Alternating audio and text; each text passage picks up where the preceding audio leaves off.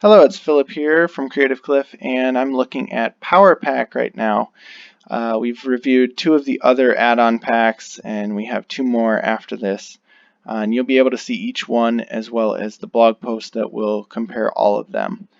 And just looking at this, we have the yearly and lifetime. They do not have single site packs here, so it's just unlimited. If you are a single site user, this might be more expensive than the other options, but if you are a developer, then this is actually one of the cheaper options that we've reviewed so far. With that being said, let's just go look at some of the widgets they have. They have a pretty good amount of widgets covering pretty standard stuff as well as recipes and some more unique ones.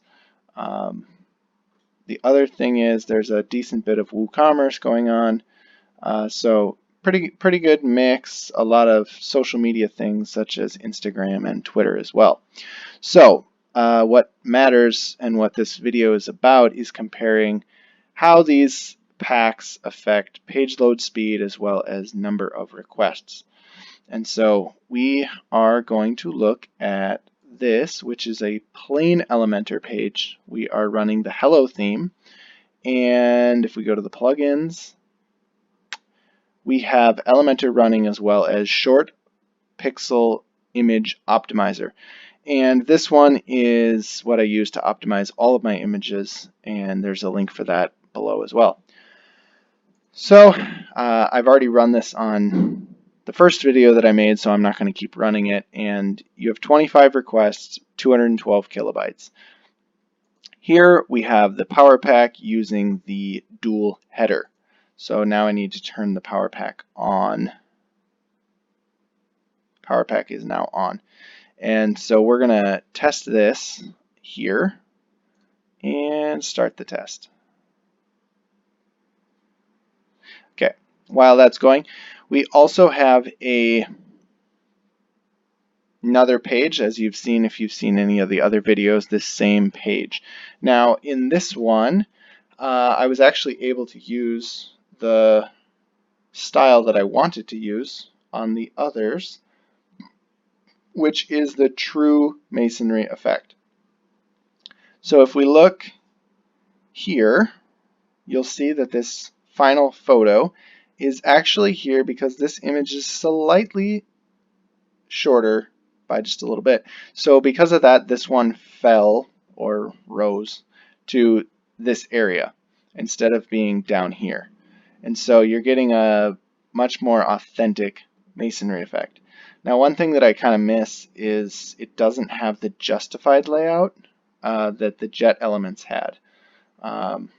But one benefit of this one is you actually have a true gallery. It uses the WordPress gallery, which JetElements doesn't for some reason.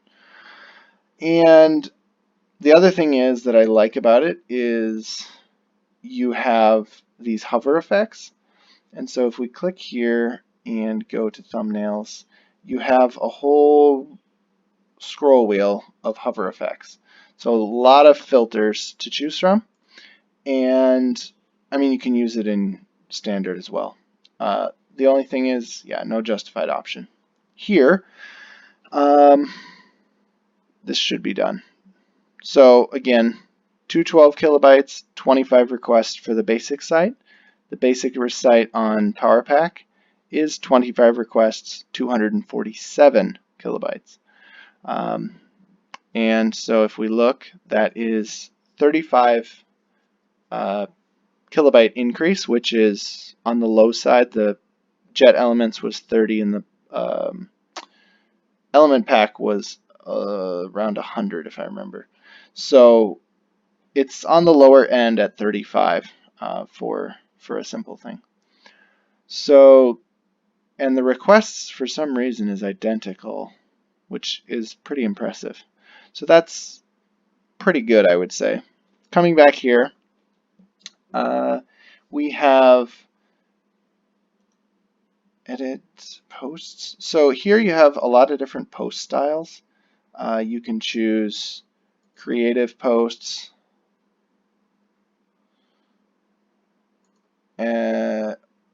overlap. I don't know what there.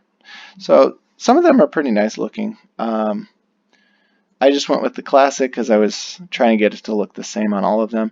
And so these are things that you can customize with different styles that you wouldn't be able to do necessarily in the other add-on packs. So there's a lot of options here. The only problem is those options mean you have to look for things. To turn off the category section, you have to go to post terms, which will hide the categories. You got to go to meta to turn off the post author, and other filters and things are just hidden in one of these 12 or whatever drop downs. So lots of options, but it takes a little bit of learning where things are. With that, I am going to, well, move here. So this one, you are able to control the image size, which is great. We weren't able to do that in the JetElements. The only thing is this one, unlike the element pack, you're only able to choose one way of moving it at a time. So you can click, move, or drag, but you can't do two or more of the above at one time. So that's that. I do really like this one. Obviously there's some things I wish would change, but let's see how this one compares on the load. And here's the header options. You get your first part, second part, and then you can customize each one in here. So we're going to go back and see, and we are loaded. So we have 49 requests. If I remember right, the other ones were 45. Part of this might be due to the fact that I have that hover effect on this, so that could be part of it. So I'm not really gonna comment too much about the request. One thing that really surprises me is the page size. So the page size should not be 2.2 megs. The other ones were only 1 meg, so this is literally over double what the other sites were. And just to show to you, I am using the, here we go. I am using the medium large, which is what I was using in the other videos. I'm not using full. But when we come here, what is causing this 2.2? It's the image. The image is causing 84% of it. So if we scroll down and let's get to the pictures. So here we are. You can tell that the posts are using the 300, which is what I've been using on all of the videos. But when we get down to the chipmunk, it seems to just be using the full-size image. It's not using the smaller one from what I can see. So here we are, it's using the Desert Cottontail 338 kilobytes.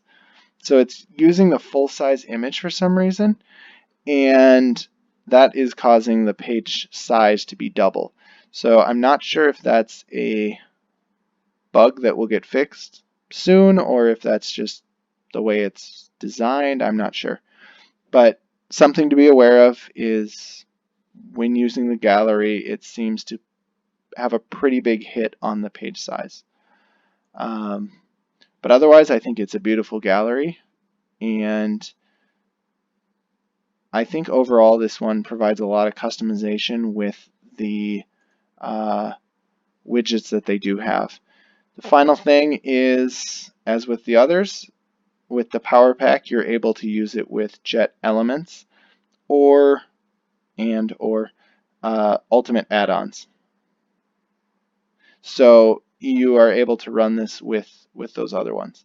And obviously you couldn't run Ultimate Addons with JetElements, but you could run PowerPack with any one of the two. So that's pretty standard because the Plus Addons is the only one that doesn't seem to want to play with any of the others. So that is it for this video.